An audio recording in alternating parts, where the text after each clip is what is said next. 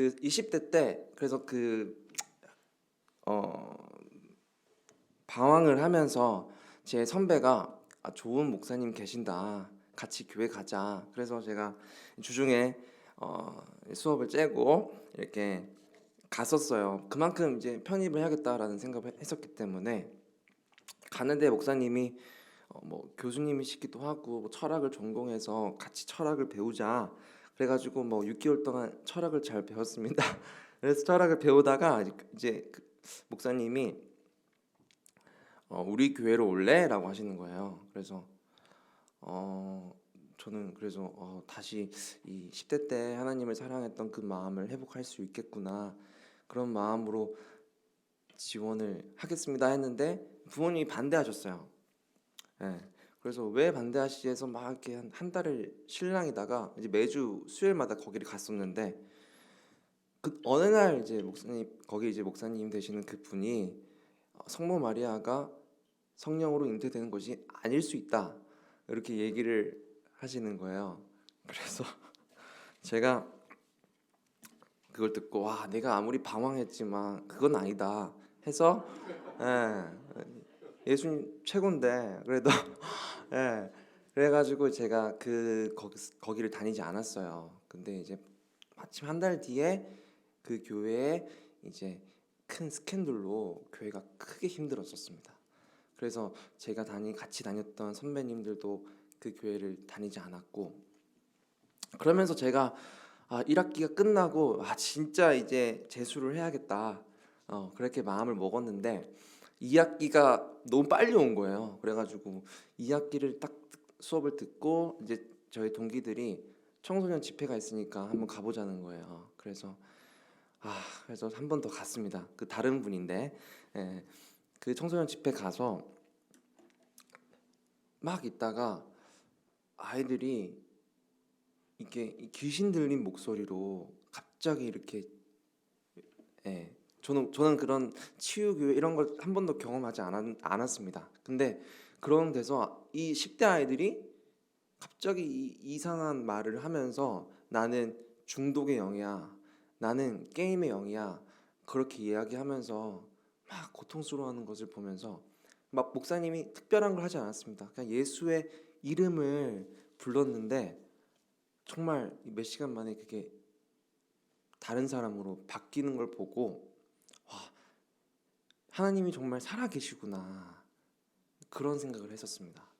동시에 이 영적 존재가 마귀가 분명히 존재하구나 그것 또한 경험했었습니다. 사실은 우리는 이 마귀를 굉장히 희화할 수 있습니다. 그냥 어떤 존재, 힘, 그냥 강한 능력으로 생각할 수 있지만 C.S. 루이스는 이 무지의 어둠을 가리키면서 현대인들은 악마를 희극적인 모습으로 상상한다고 지적했습니다. 그렇다면 이 성경에서 마귀는 사탄은 어떤 자입니까? 첫째로 속이는 자입니다. 요한복음 8장 44절 중간을 읽겠습니다. 시작. 그는 처음부터 살인한 자요 진리가 그 속에 없으므로 진리에 서지 못하고 거짓을 말할 때마다 제 것으로 말하나니 이는 그가 거짓말쟁이요 거짓의 아비가 되었음이라. 아멘. 거짓말이 무엇입니까? 사전을 찾아봤습니다. 사실이 아닌 것을 사실인 것처럼 꾸며대어 말을 함 이렇게 정의하고 있습니다. 그렇다면 거짓말의 영향력은 무엇입니까? 제가 도서관에 가다가 거짓말을 먹는 나무라는 소설을 발견했습니다. 거기에 저자 프랜시스 허딩은 거짓말을 이렇게 표현했습니다. 거짓말은 불꽃과도 같아 작은 속삭임만으로 불꽃이 피어나지만 활활 타오르는 순간 통제할 수 없다. 저는 이 말이 크게 와닿았습니다. 거짓말이라는 죄의 열매는 아주 작은 것에서부터 시작됩니다. 이 정도는 괜찮겠지 또는 이 정도는 괜찮아. 그런 거짓말이 결국에는 통제할 수 없는 그런 불처럼 우리에게 임한다는 것입니다. 죄의 열매는 죄책감으로 현실을 통제합니다. 그 죄책감이 우리의 현실을 통제합니다. 하지만 예수님은 우리의 통치자 되십니다. 그러므로 주 안에라는 말은 그 예수님의 은혜와 예수님의 사랑과 예수님의 통치를 구하는 것입니다. 왜냐하면 에베소서 6장 10절에서 문장 구조를 볼 때 주 안에서라는 말은 두 가지가 함축되어 있습니다. 주 안에서라는 말은 주님 안에, 그분 안에, 그리고 주님의 통치 안에라고 번역할 수 있습니다. 그러니까 주님의 통치 안에 있는 것이 곧 주님 안에 있다는 것입니다. 그런데 사단은 거짓말로 또는 죄의 유혹으로, 죄의 열매로 우리를 계속 주님의 통치를 거절하도록 우리를 속이는 것입니다. 그렇다면 주님의 통치냐 아니면 죄의 통제냐? 이것이 미묘하게 우리 마음을, 이 현실을 복잡하게 만듭니다. 무엇이 믿음인지, 무엇이 예수님인지, 예수님 안에 있다는 것이 굉장히 추상적으로 느껴질 만큼 우리의 현실은 죄가 강력하게 통제하고 있다는 것입니다. 그래서 이런 상황을 영적 전쟁이라고 이제 비유했을 때, 뜻했을 때, 이런 영적 상황에서 현실을 믿음으로 보려면 우리 무엇을 해야 됩니까? 기도해야 되는 것입니다. 죄의 통제가 우리 마음에서, 우리 관계에서 생기지 않도록, 사단이 우리의 관계를, 우리의 마음을 혼란스럽게 하지 않도록, 또는 우리의 이웃이, 우리의 교회가 죄의 열매로 혼란스럽지 않도록 우리는 기도해야 되는 것입니다. 왜냐하면 지금은 영적 전쟁의 시기이기 때문입니다. 영적 전쟁의 저자 클린턴 아놀드는 다음과 같이 말합니다. 바울에게 있어서 중간 지대란 없다. 세상을 통해 역사하는 악한 자에게 저항하든지 아니면 삶의 통제권을 마귀에게 양도하는 것을 선택하는 것이다. 우리 인생에 중간 지대는 없습니다. 이 영적 전쟁에서 중간 지대는 없습니다. 하나님께 속하거나 죄의 열매로 마귀에게 속하거나 하나님의 통치를 구하거나 죄의 통제를 겪으면서 죄책감과 우울감과 두려움으로 살아가는가. 오늘 이 시간 바울은 이 에베소서를 통해서 너희들이 영적 전쟁 시기 가운데 주님의 통치를 구하라는 것입니다. 주님 안에 있다는 것은 그런 위협과 유혹 속에서도 주님의 통치를 구하는 것일 줄 믿습니다. 마귀는 여전히 거짓말로 속입니다. 마치 한쪽엔 하나님, 한쪽에는 세상을 둘 수 있다고 말이죠. 그래서 영적 전쟁에는 거짓말이 마귀에게 좋은 무기입니다. 그래서 거짓말은 힘이 있습니다. 잠언 16장 27절입니다. 우리 다 같이 읽어볼까요? 시작. 불량한 자는 악을 꾀하나니 그 입술에는 맹렬한 불 같은 것이 있느니라. 거짓말이라는 말 하나가 맹렬한 불이 될 수 있다는 것입니다. 앞에서 이야기했던 것처럼 불은 모든 걸 태웁니다. 그 거짓말이라는 말이 우리의 관계를, 우리의 공동체를, 우리의 교회를 무너뜨리려고 하는 것입니다. 마귀가 이 땅에서 성공한 첫 번째 거짓말이 있습니다. 창세기 3장 4절에서 5절에 기록된 선악과 사건인데요. 쉬운 성경으로 제가 읽어보도록 하겠습니다. 그러자 뱀이 여자에게 말했습니다. 너희는 죽지 않아. 하나님은 너희가 그 나무 열매를 먹고 너희 눈이 밝아지면 선과 악을 알게 되어 너희가 하나님과 같이 될까 봐 그렇게 말씀하신 거야. 하나님은 선악과를 따먹으면서 반드시 죽는다고 이야기를 하셨습니다. 그렇죠?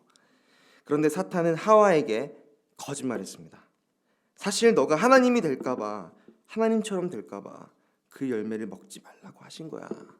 결국 하와는 그런 말을 듣고 하나님 말씀, 하나님의 통치가 아니라 그 열매를 따먹은 것입니다. 그래서 어떻게 됐습니까? 죄가 들어왔습니다. 그 다음에 어떻게 됐습니까? 에덴 동산에서 쫓겨났습니다. 이제는 에덴 동산에서 누리던 남편과 아내의 관계가 아니겠지요.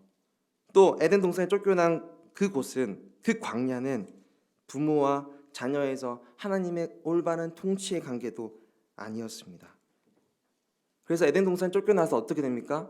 살인 사건이 일어납니다. 형제가 형제를 죽이는 것입니다. 가인의 사건처럼 말이죠. 그의 거짓말은, 이 뱀의 거짓말은 작은 불씨였지만 맹렬한 불로 바뀌어서 주님 안에 서로를 온전히 바라보지 못하게 합니다. 형제를 형제로 보지 못하게 하고 원수로 보는 것입니다. 이처럼 거짓말은 그 관계에 있어서 불과 같습니다. 그 불은 서로 미워하게 되는 것이죠. 그래서 거짓말로 우리의 시기와 질투와 그 두려움이 이 공동체 안에 들어왔을 때 교회는 흔들리고 또는 가정이 흔들리고 내 마음이 흔들릴 수 있다는 것입니다. 그래서 사단은 계속 거짓말로 너는 할 수 없어. 넌 이거밖에 안 돼. 넌 과거에 이랬잖아. 이거밖에 안 돼. 그런 말로 인해서 또는 이런 상처가 있잖아. 어떻게 다시 새로운 집사님과 순원들과 관계를 맺어. 너 같은 사람이 어떻게 전도사가 돼. 그런 말로 속삭이는 것입니다. 그 속삭임이 관계에 있어서 불처럼 이어져서 내가 그래 그것을 믿을 때 하와처럼 하나님의 온전한 통치인 에덴 동산에서 벗어나게 되는 것이죠. 하나님은 그 가운데 우리를 예수 그리스도의 자녀로 불러 주셨습니다. 예수님은 한 믿음, 한 공동체로 우리를 부르셨는데 미움은 그것을 방해합니다. 주님을 한 분으로 보지 못하게 합니다. 동일한 믿음이 아니라 각자의 경험, 그 신념으로 이 가정이, 교회가 분열하게 됩니다. 그래서 바울은 분을 내어도 죄를 짓지 말라고 합니다. 에베소서 4장 26절입니다. 시작. 분을 내어도 죄를 짓지 말며 해가 지도록 분을 품지 말고. 여기서 분은, 이 분을 할 때 분은 동사로 쓰여 있습니다. 대상이 있기 때문에 동사로 쓰인 것이겠죠. 분노는 대상을 찾습니다. 자기에게 분노할 수 있고 이웃에게 분노할 수 있고, 김대목 목사에게 분노할, 농담이고요. 어쨌든 분노할 수 있는 것입니다.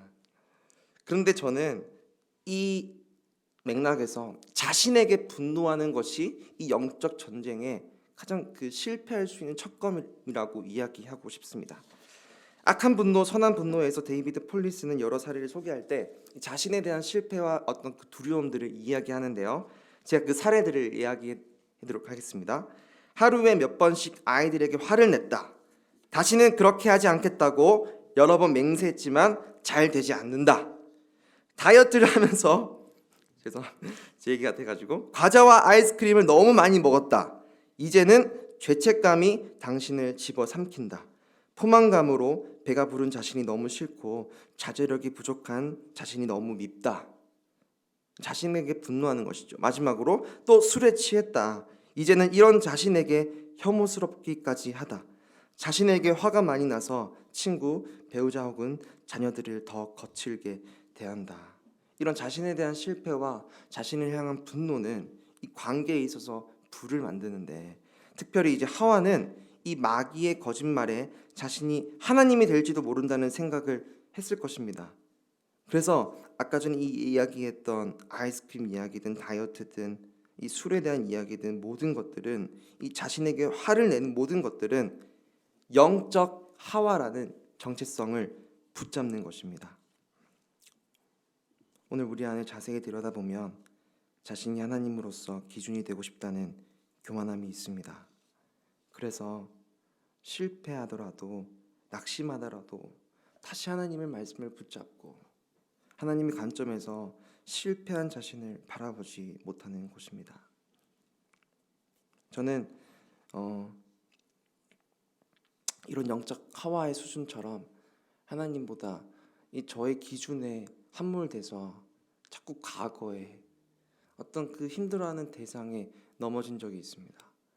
군대에서 그렇게 열심히 하나님 앞에서 제가 최선을 다해서 했는데 뭔가 자꾸 관계가 마지막에 뒤엉키고 힘들었을 때 주님께 도망쳐야 되는데 자꾸 내 힘으로 무언가를 보여줬던 적이 있습니다.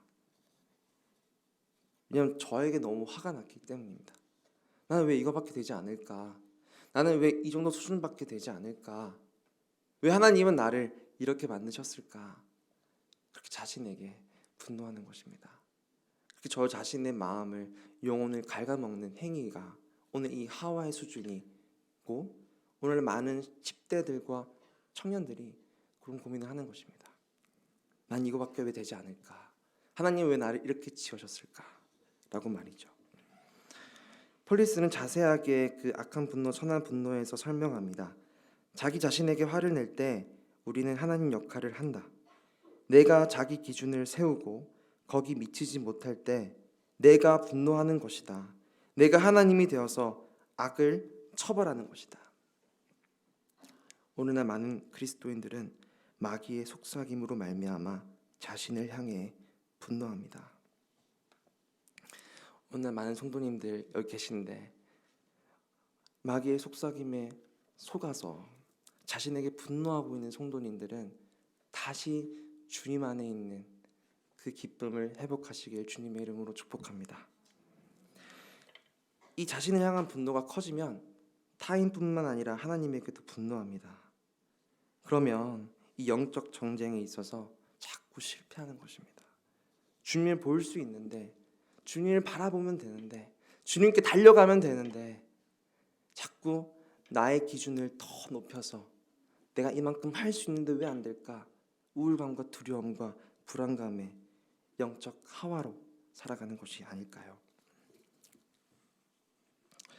그러나 예수님은 자기 실패라고 여긴 자들을 보호하십니다. 그것이 주님 안에 있다는 것입니다. 하나님이 보호하시는 그것이 주님 안에 있는 것입니다. 그래서 예수님은 그 자기 실패로 인한 분노를, 슬픔을 기쁨으로 바꿔주시는 하나님이십니다. 하나님만이 우리의 슬픔을, 하나님만이 우리의 과거의 쓰라린 상처를 다시 회복시켜 주시고 기쁨으로 우리의 영혼을 채워주시는 것이죠. 그래서 그 은혜로 사는 자, 주님을 믿고 주님을 붙잡는 자, 비록 과거에 어떤 경험이 있든 여전히 주님께 달려가는 자, 그 사람들이 주님 안에 있다라는 것입니다.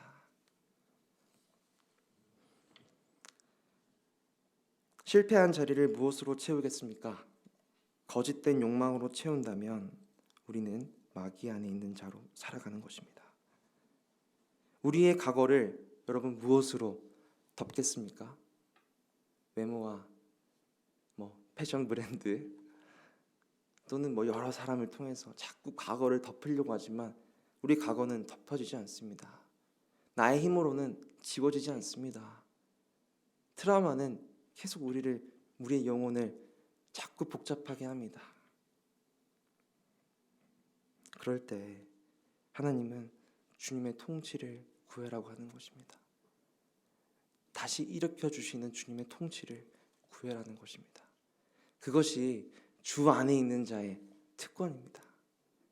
우리 미래교회 성도님 모든 성도님들은 주님 안에 있기를, 주님 안에 있는 자로 살아가기를 주님의 이름으로 축복합니다. 요한일서 5장 4절입니다. 읽어보겠습니다. 시작. 무릇 하나님께로부터 난 자마다 세상을 이기느니라. 세상을 이기는 승리는 이것이니 우리의 믿음이니라. 무엇으로 세상을 이기시겠습니까? 아멘. 믿음으로 살아가는 것입니다. 저 또한 믿음이 있기 때문에 떨리고 부족하고 나 이거밖에 안 돼. 이 수요 예배 설교를 하기 전에도 계속 너 이랬잖아. 너 이거밖에 안 되잖아. 너 이 정도밖에 안 되잖아. 그 수많은 생각들을 선택하는 것이 아니라 그 트라우마를 붙잡는 것이 아니라 오늘도 주님이 나를 통치하고 계시고 나를 불러주셔서 이 부르심 가운데 내가 이 자리에 있구나, 내가 주님 안에 있구나, 그 믿음으로 이 자리에 서 있는 것입니다. 우리는 무엇으로 살아가야 되는 것입니까? 믿음으로 살아가야 된다는 것입니다. 주님 안으로 들어가는 것이 믿음의 영역입니다. 나아가 세상을 이기는 것도 우리의 실력, 우리의 외모, 우리의 아파트, 그것이 아니라, 현실이 아니라 믿음의 영역인 것입니다. 예수님께로 돌아가면, 예수님을 향해 가면, 예수님이 우리 안에 있으면 우리의 영혼은 안전한 것입니다. 나아가 세상을 이기신 예수님이 우리 안에 있으니 담대하게 다시 주님을 사랑하는 자리로 돌아갈 수 있는 것이죠. 이웃을 사랑하는 자리로 돌아가는 것이죠. 다시 이 교회 생활을 기쁨으로 감당할 수 있게 되는 것이죠. 그게 주님 안에 있는 믿음의 영역이고, 믿음으로 다시 한번 우리가 회복할 수 있는 것입니다. 오늘 미래교회 성도님들도 우리 많은 숫자가 일어날지라도 계속 우리의 관계는 믿음으로 주님 안에서 성장하고 서로를 바라보고 이웃을 사랑하기를 주님의 이름으로 축복합니다. 그러기 위해서는 반드시 우리가 취해야 할 행동이 있습니다. 주님 안에 있어야지 이런 어떤 다짐과 결단보다는 좀 더 구체적인 행동이 필요한데요. 에베소서 4장 27절입니다. 제가 읽겠습니다. 마귀에게 틈을 주지 말라. 네, 제가 읽겠습니다. 마귀에게 틈을 주지 말라. 오늘날 내 마음에 마귀가 속삭이지 않도록, 우리의 과거를 들추지 않도록, 우리 교회 공동체에 그 마귀의 분노가 들어오지 않도록 우리는 담임 목사님을 위해서, 김대훈 목사님을 위해서, 저를 위해서, 순장님들을 위해서, 우리 순원을 위해서 기도해야 되는 것입니다.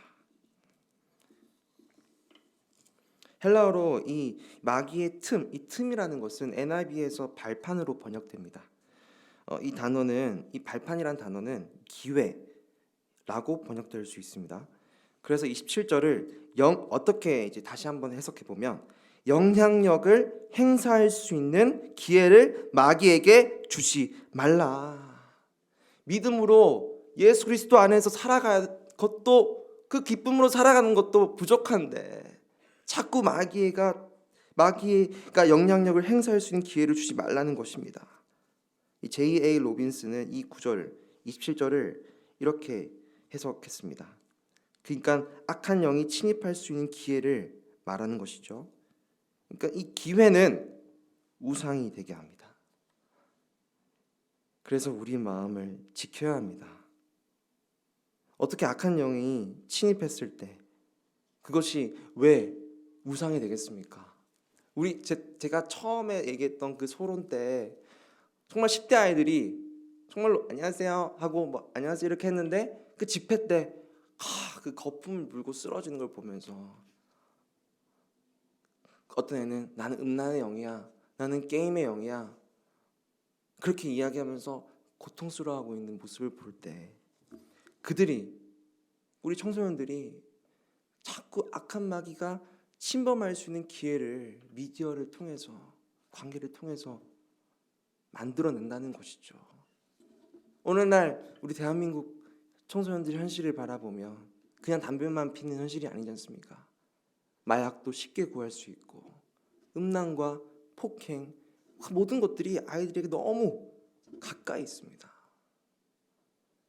그것이 악한 마귀가 침범할 수 있는 기회라고 했을 때 아이들에게 우상은 무엇입니까? 하나님이겠습니까? 그 친구들 또는 어떤 음란의 대상, 폭력의 대상, 그것으로 살아가는 청소년들과 청년들이 다시 주님 안에 돌아갈 수 있도록 우리는 기도해야 된다는 것입니다. 그것이 이 영적 전쟁을 대비하는 성도의 자세인 것입니다. 그래서 이 아이들이 게임이 또는 음란이, 폭력이 우상이 되지 않도록, 그 악한 마귀가 틈타지 않도록 기도해야 되는 것인데, 저도 그런 자리에 있는 것 같습니다. 옛날에 담임 목사님이 얘기하면서 교육자를 위해서 기도해달라고 했지 않습니까? 그만큼 저는 전도사라서 일개 전도사라서 아무것도 아니지만 정말 많은 유혹과 악한 마귀가 침입할 수 있는 기회가 많습니다. 돈일 수 있고 음란일 수 있고 어떤 권력일 수 있습니다. 그럴 때 그 권력이, 그 돈이, 성이 우상이 되지 않도록 우리 성도님들이 기도해 주셔야 되는 것입니다. 그럴 때 우리 교회는 더 굳건하게 예수님 머리 되시는 교회로 자라가는 것이죠. 저는 그래서 어릴 때 혼자 있는 시간이 많았습니다. 외동아들이니까. 근데 어머님이 이 멋대로 제 동의와 상관없이 중국으로 보내셨거든요. 그래서 제가 홈스테이로 하면서 이렇게 살았는데 어느 날 제가 이제 지나가는 길에 이 귀신을 본 적이 있어요. 이게 빨간 그 귀신이 저를 막 쳐다보는 거예요. 그럴 때 제가 뭐라고 이야기했냐면 주님의 보혈이라고 했습니다. 그 말 한마디 습관이 되게 중요한 것 같아요. 어떤 힘든 일이 있을 때, 마귀가 우리의 마음을 속삭일 때 주님의 보혈, 예수님의 보혈, 죄의 문제가 해결되지 않은 거 아니야?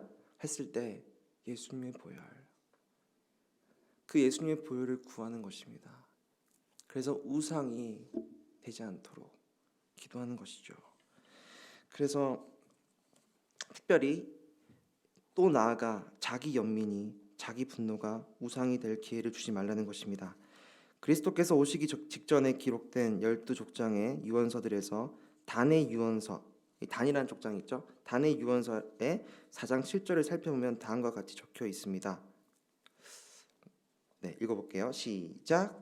분노와 어리석음은 둘 다 양편의 날이 선 악이며 둘 다 이성을 어지럽게 만든다. 영혼이 계속해서 혼란해지면 주께서 떠나시고 벨리알이 영혼을 지배한다. 악한 분노로 우리 마음을 혼란스럽게 하는 주인공은 벨리알이라고 이제 표현하고 있습니다.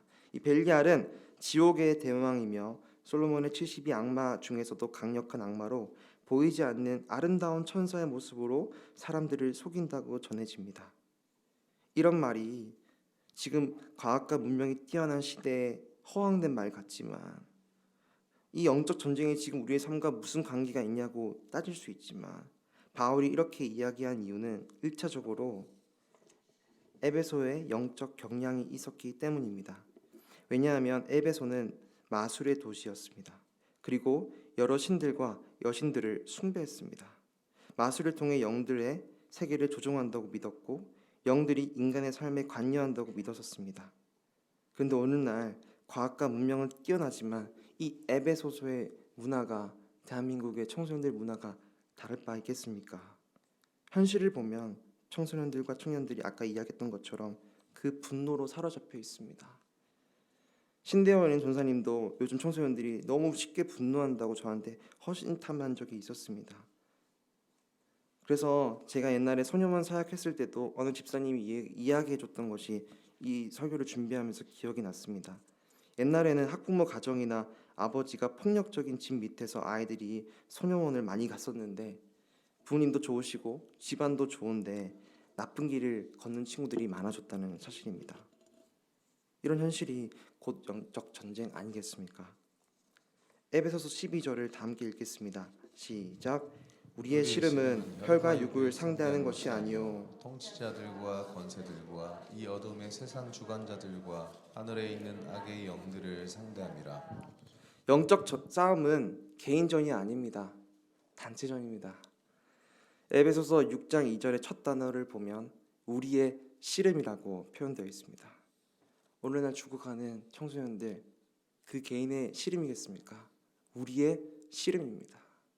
오늘날 죽어가는 순원들의 어떤 고통이 있습니까? 그거는 우리의 씨름입니다. 성도 한 사람의 슬픔과 눈물이 있다면 그것은 우리 교회의 씨름인 것입니다. 씨름의 원어는 도전적인 시합으로 그 배경은 로마 군대를 생각하면 됩니다. 로마 군대는 옹기종기 붙어 있습니다. 로마 부대에 테스투도 대형이 있었는데 이제 바울이 이 로마 부대라는 그 대형을 생각하면서 우리의 씨름이라고 표현했을 가능성이 높은 것입니다. 이 테스투도라는 대형은 거북이를 뜻합니다. 그러니까 개인전으로 탁탁 싸우는 것이 아니라 단체전으로 옹기종기 탁 모여가지고 이 영적 전쟁을 할 때 모여서 방패로 앞에 막아주고 옆 사람 위에서 윗사람이 이렇게 위로 막아주는 그 진영을 말하는 것입니다. 그러니까 이 영적 전쟁은 개인전이 아니라 다시 한번 말하면 우리의 싸움이고 우리의 씨름이라는 사실입니다. 더 이상 나 하나쯤이 아는 우리 애 한 명 분노쯤이 아는 누군가의 슬픔쯤이 아는 또는 나의 슬픔 그 분노쯤이야 그 사람의 슬픔쯤이야 그것이 예수 그리스도의 이름으로 회복되길 소원합니다. 그래서 예수 안에서 자기만 생각하는 이기주의 그 이기주의에 대한 개인주의가 물러치기를 주님의 이름으로 소원합니다. 교회 머리 되시는 예수님 안에서 우리 한 사람 한 사람이 너무나도 소중한 것입니다. 오늘날 광야의 길을 걷고 있는 순원이 있다면 이제는 그 자매를 위해서 그 형제를 위해서 나의 적이야가 아니라 기도해주는 위례 교회가 됐으면 좋겠습니다. 말씀을 마치면서 C.S. 루이스는 신자의 자리로라는 책을 썼었는데요. 그 C.S. 루이스가 책에서 이렇게 말했습니다. 내가 그리스도 안에 있다거나 그리스도께서 내 안에 계시다는 말은 단지 그분을 본받는다는 말이 아니라 그리스도께서 실제로 나를 통해 움직이신다. 다시 한번 읽겠습니다. 내가 그리스도 안에 있다거나 그리스도께서 내 안에 계시다는 말은 단지 그분을 본받는다는 말이 아니라 그리스도께서 실제로 나를 통해 움직이신다는 뜻이다. 그리스도께서 움직이셔야 됩니다. 연약한 나를 붙들고 걸어가셔야 됩니다. 그것이 믿음으로 가능할 줄 믿습니다. 주 안에서 오늘도 우리 성도의 문제를 우리의 씨름으로 여기고 함께 기도하는 위로교회가 되기를 주님의 이름으로 축복합니다.